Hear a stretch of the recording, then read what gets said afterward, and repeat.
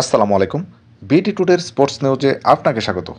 অশ্বিন জাদেজার ব্যাটে শক্ত অবস্থানে ভারত। বিস্তারিত পুরো সংবাদে। চেন্নাই টেস্টে অবিশ্বাস্য শুরু পায় বাংলাদেশ। দলীয় 34 রানের মধ্যে ভারতের 3 ব্যাটারকে ফিরিয়ে টপ অর্ডার লন্ডভন্ড করে দেন পেসার হাসান মাহমুদ। এরপর যশস্বী জয়সওয়াল ও ঋষভ পান্তের ব্যাটে প্রতিরোধ করে ভারত। মাঝে আরও 3 উইকেট হারিয়ে ফের চাপে পড়ে স্বাগতিকরা।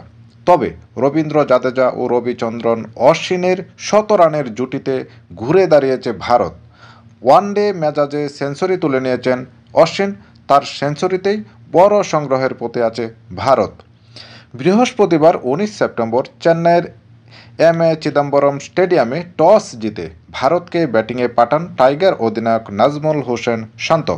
শেষ পর্যন্ত ৮০ ওভারে ৬ উইকেট হারিয়ে ৩৩৯ রান সংগ্রহ করে প্রথম দিন শেষ করেছে ভারত। অশ্বিন ১১২ বলে ১০২ ও জাদেজা ১১৭ বলে ৮৬ রানে অপরাজিত আছেন। ধন্যবাদ সবাইকে। এছাড়া নিত্য নতুন খেলার আপডেট পেতে চ্যানেলটিকে সাবস্ক্রাইব করে পাশেই থাকুন।